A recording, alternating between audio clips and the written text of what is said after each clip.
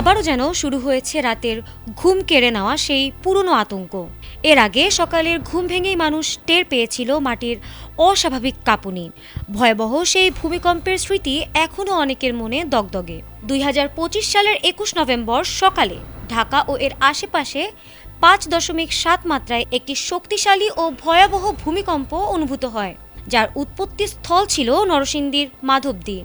এই ভূমিকম্পে রাজধানী সহ সারা দেশে চরম আতঙ্ক ছড়িয়ে পড়ে। অনেকে রাস্তায় নেমে আসেন। পুরাতন ও ঝুঁকিপূর্ণ ভবনগুলোতে ফাটল সহ বেশ কিছু ক্ষয়ক্ষতির খবর পাওয়া যায়। বিশেষজ্ঞদের সতর্কবার্তায় তখন বলা হয়েছিল ভবিষ্যতে আরও শক্তিশালী ভূমিকম্পের আশঙ্কা রয়েছে, এমনকি 9 মাত্রার কম্পনও উড়িয়ে দেওয়া যায় না। সেই শঙ্কা পুরোপুরি কাটিয়ে ওঠার আগেই আবারও কেঁপে উঠল দেশের একটি অংশ। আজ সকালে ঠাকুরগাঁওয়ে মৃদু ভূমিকম্প অনুভূত হয়েছে। রিক্টার স্কেলে এর মাত্রা ছিল 3.4।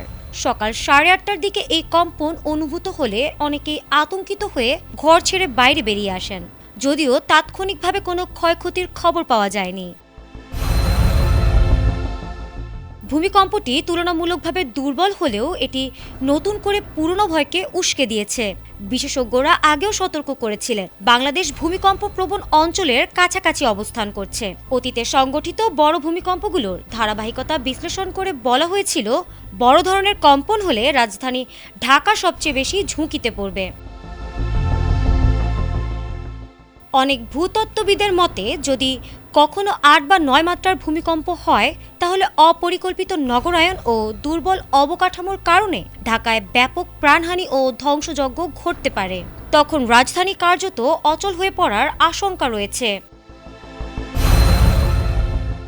আজকের এই মৃদু ভূমিকম্প হয়তো বড় কোনো বিপর্যয় নয়, কিন্তু এটি স্পষ্ট বার্তা দিচ্ছে ভূমিকম্পের প্রস্তুতি নিয়ে আর অবহেলা করার সুযোগ নেই। সময় থাকতেই টেকসই অবকাঠামো, জনসচেতনতা ও জরুরি প্রস্তুতি নিশ্চিত করা জরুরি, নইলে ভবিষ্যতের একটি কম্পনই সবকিছু বদলে দিতে পারে। ফারহানা হক, এটিএন বাংলা।